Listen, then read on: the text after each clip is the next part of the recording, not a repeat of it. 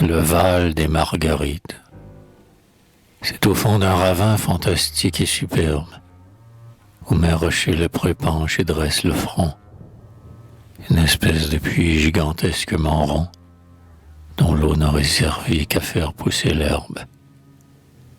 Là, le mystère ému déployant ses deux ailes, fantomatise l'air, les pas et les reflets. Il semble, à cet endroit, que des lutins follets accrochent leurs zigzags à ceux des demoiselles. L'horreur des alentours enferme et les approche. L'écho n'y porte pas le sifflet des convois. Ces murmures voilés ont le filet de voix, des gouttelettes d'eau qui filtrent sous les roches. C'est si mort et si frais. Il y flotte, il y vague, tant de silence neuf, de bruit inattendu, que l'on pressent toujours en ce vallon perdu quelque apparition indéfiniment vague. Il n'a jamais connu ni mouton, ni chevrette, ni bergère qui chante en tenant ses tricots.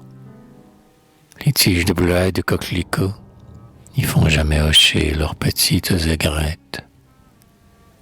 Mais, entre ces grands houes droits comme des guérites, ce Val, si loin des champs, des prés et des manoirs, cache, tous les étés, ces gazons drus et noirs, sous un fourmillement de hautes marguerites.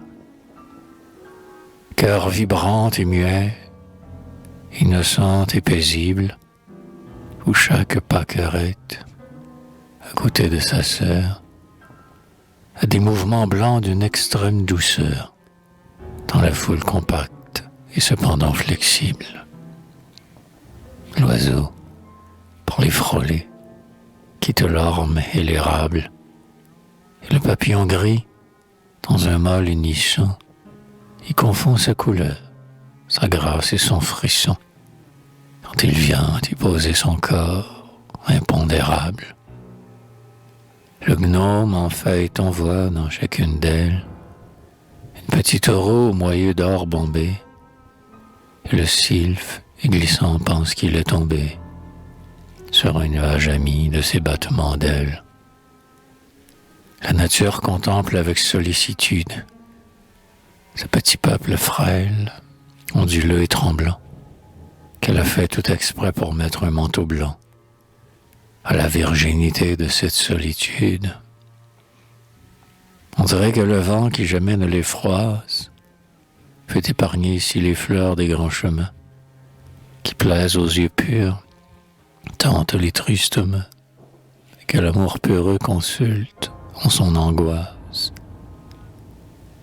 Nul arôme ne sort de leur corolle blême, mais au lieu d'un parfum mortel ou corrupteur, elles soufflent aux cieux la mystique senteur de la simplicité dont elles sont l'emblème.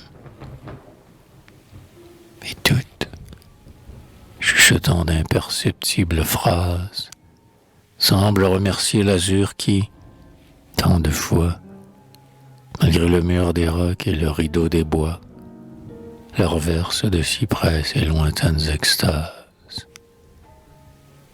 Avant que le matin, avec ses doigts de pâle, n'ait encore essuyé leurs larmes de la nuit, elle ferait songer aux vierges de l'ennui qui s'éveillent en pleurs et la face plus pâle.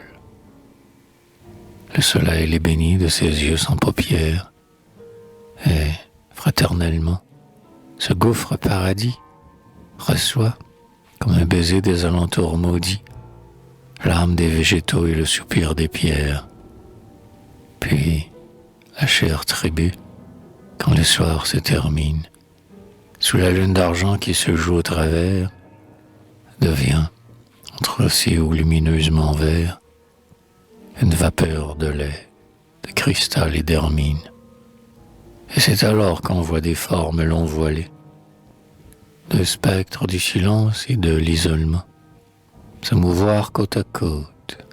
harmonieusement sur ce lac endormi de blancheurs étoilées.